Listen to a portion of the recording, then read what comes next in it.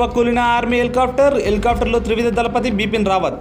తమిళనాడులోని ఊటీ సమీపంలో ఉన్న కున్నూరు వద్ద ఘోర ప్రమాదం సంభవించింది. భారత్ సైన్యానికి చెందిన ఓ ఆర్మీ హెలికాప్టర్ సాంకేతిక కారణాలతో కుప్పకూలిపోయింది.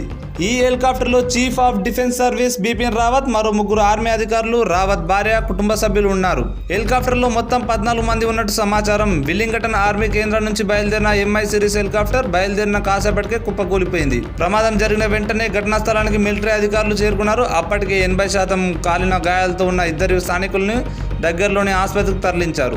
లోయ ప్రాంతాల్లో కొందరి శరీరాలు కనిపిస్తున్నాయి. వీరి శరీరాలను తీసుకురావడానికి ప్రయత్నాలు జరుగుతున్నాయి. హెలికాప్టర్లో బిపిన్ రావత్ ఉన్న విషయాన్ని ఇండియన్ ఎయిర్ ఫోర్స్ ప్రకటించింది.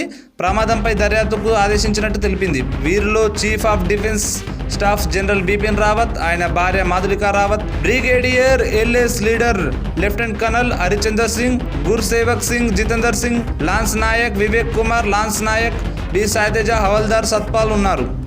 ఇతరుల వివరాలు తెలియాల్సి ఉంది. వీరిలో ఇప్పటి వరకు 5 ప్రాణాలు కోల్పోయారు. మిగిలిన వారికి వెల్లింగటన్ ఆర్మీ ఆసుపత్రిలో చికిత్స అందిస్తున్నారు. ఈ ప్రమాదంలో కుప్పకూలిపోయిన హెలికాప్టర్ ఎంతో సురక్షితమైనదని త్రివిధ దళాల్లో గుర్తింపు ఉంది. నీలగిరి వద్ద కుప్పకూలిపోయిన హెలికాప్టర్ M17V5 రకానికి చెందినది.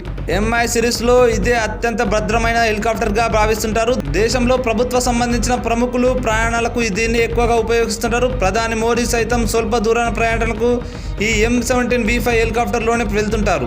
ఇది ఒక్కసారి ఇంధనం నింపుకుంటే 580 కిలోమీటర్ల దూరం ప్రయాణిస్తుంది. ప్రమాదాలు జరగకుండా ఇందులో పలు ఏర్పాట్లు ఉన్నాయి.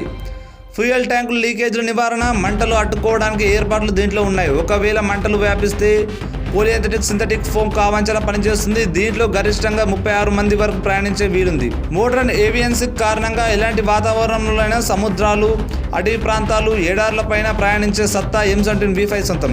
మా వీడియోస్ కనుక మీకు నచ్చినట్లయితే మా వీడియోస్ని లైక్ చేయండి, మీ ఫ్రెండ్స్తో షేర్ చేసుకోండి, అలాగే మీ అభిప్రాయాన్ని కామెంట్ చేయండి. అలాగే మా రెడ్ పెప్పర్ న్యూస్ని తప్పకుండా సబ్స్క్రైబ్ చేసుకోండి. పక్కన ఒక బెల్ ఐకాన్ ఉంటుంది, దాన్ని క్లిక్ చేసుకోండి. దానివల్ల మా వీడియోస్ మీకు నోటిఫికేషన్ ద్వారా వస్తాయి.